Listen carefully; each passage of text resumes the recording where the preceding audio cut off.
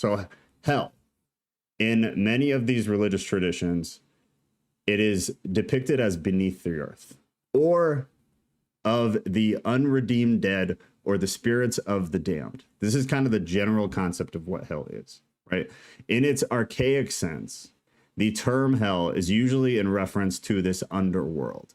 Depending on the religion, that obviously there's a huge spectrum of what that underworld is, how you get there, and what life is like, or what your spiritual life is like once you are there. But it's usually depicted as some kind of pit or distant land of shadows, where the dead kind of gather. Some believe that it's anybody who dies. Some believe it's just the sinful that die, or the people who are immoral that die, or who do bad things on earth, depending on the religious outlook. From the underworld comes dreams, ghosts, and demons.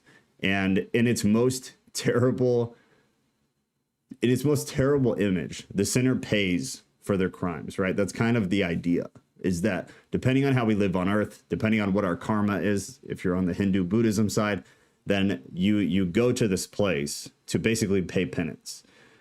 Either that, or more of the Judeo-Christian view, is that it's just eternal separation from God. But we're going to find out a little bit later that even within the Judeo-Christian view, not everybody believes that it's not this place where you go to just be separate from God. There's this new progressive Christianity that's ushered in this concept of hell, that it's not a place of punishment. It's not a place of eternal torment. It's literally just separation from God, which is more neutral, right? And that kind of makes sense if you think about the progressive movement as a whole, and then the progressive Christian movement, where everything just kind of gets watered down. Everything is made as nice as possible. And that's kind of the general view from that. So you hear that a lot too. It started as eternal torment, and we know that, anybody who's a little bit older, because it was always fire and brimstone was how it was depicted. Parents would threaten their kids that they were going to go to hell if they weren't good. It was all fear, and now hell is more just like neutral. So it's kind of odd. But the Old English hell belongs to a family of Germanic words meaning to cover or to conceal. Hel is also the name of Old Norse of the Scandinavian queen of the underworld.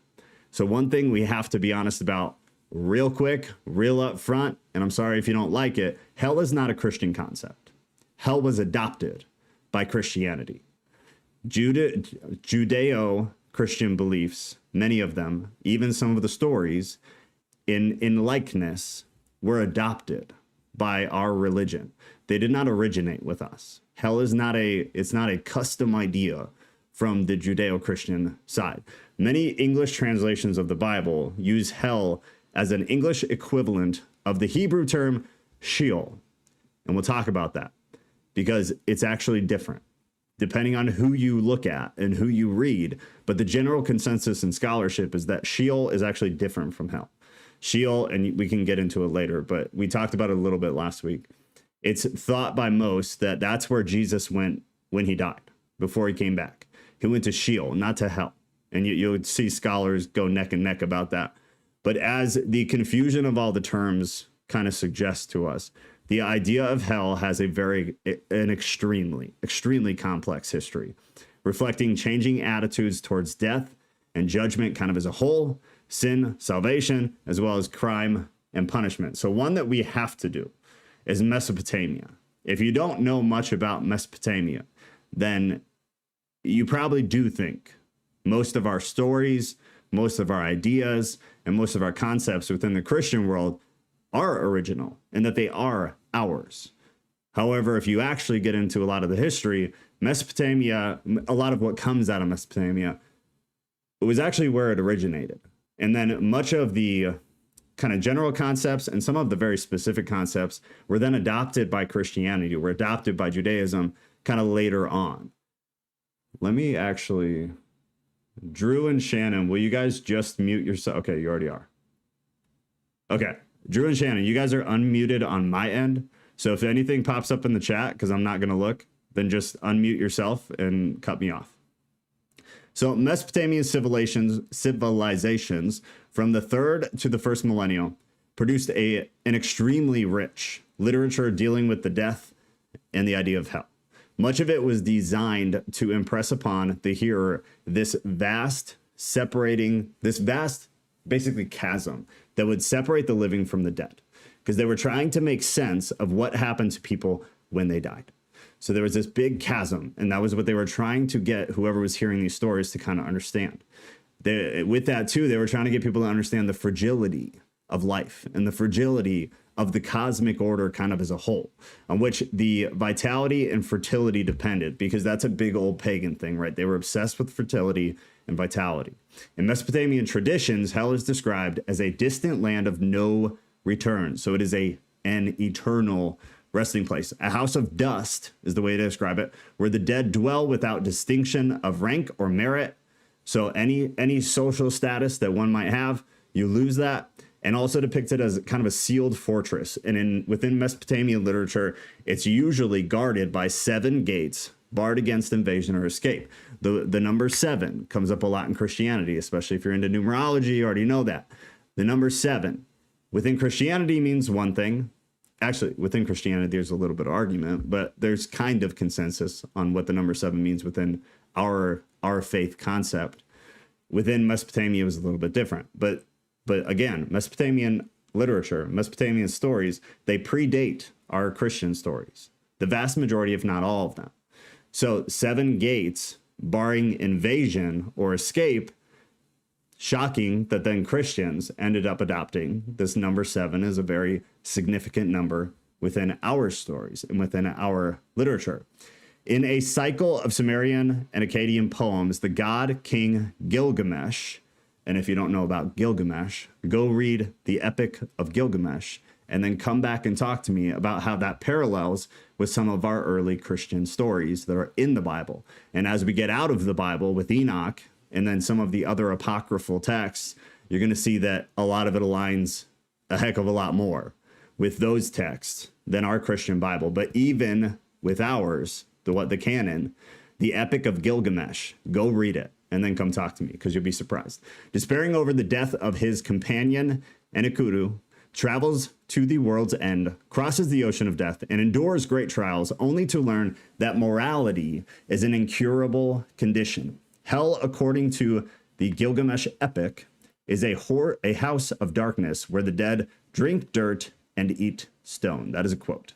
More detail of this grim realm emerge in the poems of the Sumerian shepherd and fertility god. Again, fertility was huge, massive within pagan. And his cohort Ananin, who is her various aspects, is the mistress of date clusters and granaries, the patrons of prostitutes and alehouses, a goddess associated with the planet Venus and spring thunderstorms, and a deity of fertility, sexual love, and war. She's also the sister of somebody very significant within Mesopotamian literature and stories, who is a queen of the dead. She was depicted as the queen of the dead. An impulsive goddess, Inanna, according to some versions of the myth, this is the Epic of Gilgamesh, according to the myth, is said to have threatened in a fit of pique to crush the gates of hell and let the dead overrun the earth. In the poem of the Descent of Inanna, she sets forth to visit the kingdoms in splendorous dress, only to be compelled at each of the 7 gates to shed a piece of her regalia. So again, 7 gates are guarding it. And the way that the Mesopotamians kind of depicted it and would talk about in stories is that part of that was to block invasion. So to them, the way that they put it across to the hearer, to the reader, was that this was some kind of either physical or spiritual location. But regardless, it was something that people could technically come and, oh, sorry, I'm getting a phone call. Somebody could come and invade. So this is the reason for the 7 gates. So it's a big part of their story of it was to try to keep people out from coming in, which is kind of odd from a Christian concept, because from our concept, it's like, why would anybody want to go there? Within Mesopotamian literature and stories, that wasn't exactly the case. But she eventually falls naked and powerless before the kingdom, who hangs her up like so much meat upon a drying hook. So the story is that he stops her and he basically hangs her like you see in a horror movie, as if she was a piece of, meat that a butcher was going to come take off. That's good for that. We're not going to dive into that unless you guys want to later. Was there anything? Do you guys want to jump to Egypt or Greece and Rome next? And then we'll keep trucking along. I just want to get general overviews out. And then after this, I want to go into kind of a discussion of what the differences are. and then we can get a wider picture of what it's all meant. But we've got Egypt, Greece, and Rome, or we can go right into Judaism and Christianity. TikTok, you guys got to go to YouTube. Sierra, go to YouTube, same username. I'm not going to be able to see the chat here on TikTok. There's enough going on already. Egypt, all right. Egypt's quick. So the tombs, pyramids of ancient Egypt attest to an extraordinary concern for the state of the dead, who, in sharp contrast to the Mesopotamian belief, are described primarily as living on in a multiplicity of forms and locations that were suitable to their rank and worth in or near the grave. So that's almost the polar opposite of the Mesopotamian idea. You carry this with you. Within the Egyptian concept, within the Mesopotamian concept, you lose it all. Whatever your rank, your status was. Within Egypt, it was very, very important, which then kind of dials into why they dealt with death the way they dealt with it physically, why they dealt with bodies the way they dealt with them, why they did ceremonies that they did. They had much more significance because they believed a lot of that traveled with you, whether you went to hell or whether you went to a more positive place of judgment. So in or near the grave, in the desert regions of the west, and in the fertile fields within, in the heavens with the midday sun and circumpolar stars, or under the earth where the sun travels by night. As the mortuary cult of Osiris developed and the purgatory of the surviving dead extend from royal people to common people. So either way, whether you were royal, whether you were common, all of these things would apply to you. The greater attention was focused on the underworld itself. There is a text actually that's very interesting that you can look. I believe you can read the full thing online for free, but it's called the Book of the Dead. And maybe I'll get you guys a link at the end. I just threw a note to myself. I'll get a link in case anybody wants to read it. But the Book of Amduat and the Book of Gates exhaustively describes the journey through the 12 zones of the underworld. So Christianity kind of has an idea of how many circles of hell there were. Mesopotamia has a kind of similar thing with their 7 gates. And then within the Egyptian view, you have 12 zones, is what they call them, of the underworld that correspond to the 12 hours of night.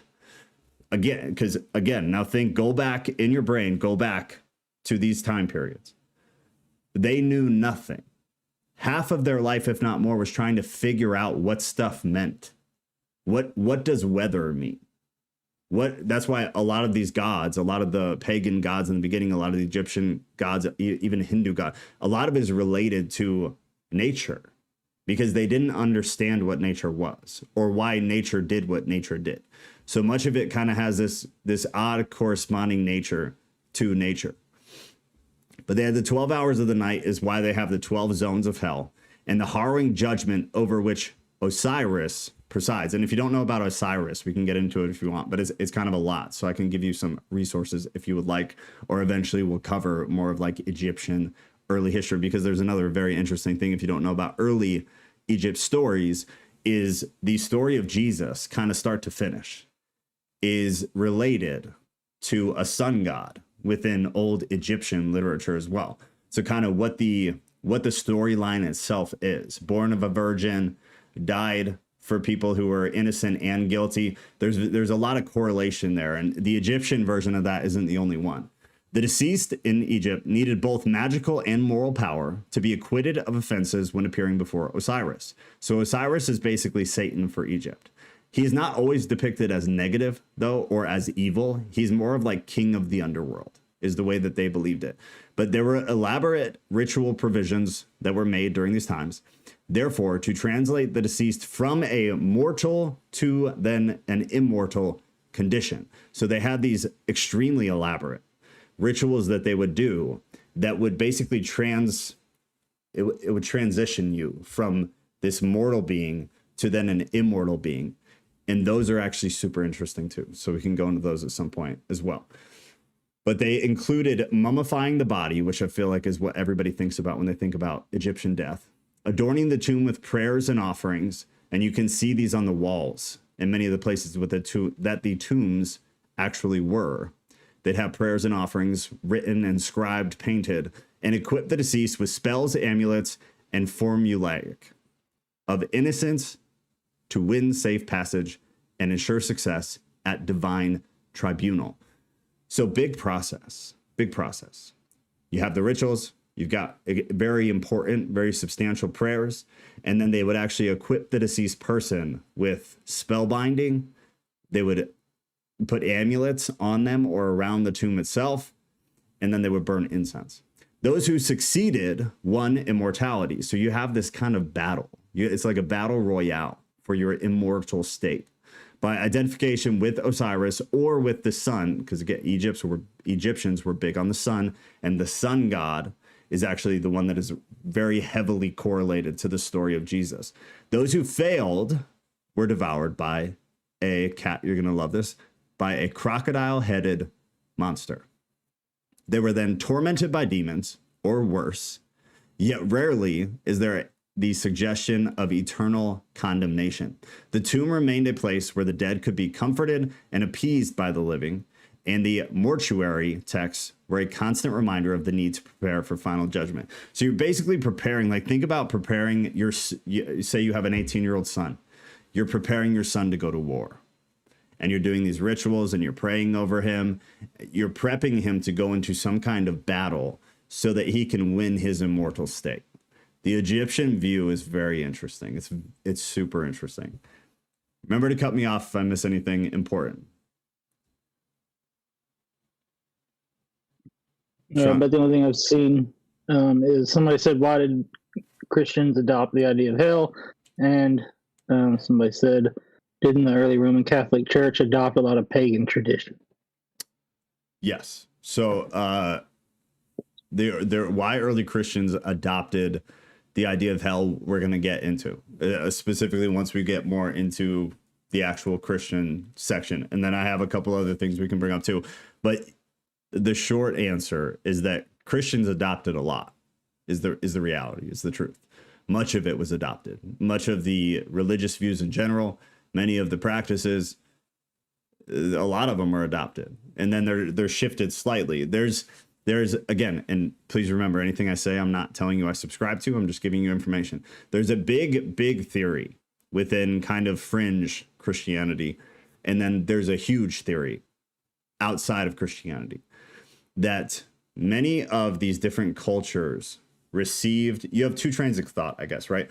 Within Christianity, most people believe that no matter who you are, no matter where you are, no matter what your circumstance is or your geography is, God will provide you the opportunity to know him, so that nobody is just going to hell because they didn't know God, right? Like you always bring up the people who are in super remote areas, right? Like in the rainforest, you have no cell phone, no internet, no nothing. All you have is your little tribe. And everybody is born and dies in that tribe. There's no external people. You got no missionaries coming in. So you always have this question within apologetics of, okay, well, what happens to those people? They didn't do anything wrong, but they also, like, they don't know about Jesus. So do they just go to hell?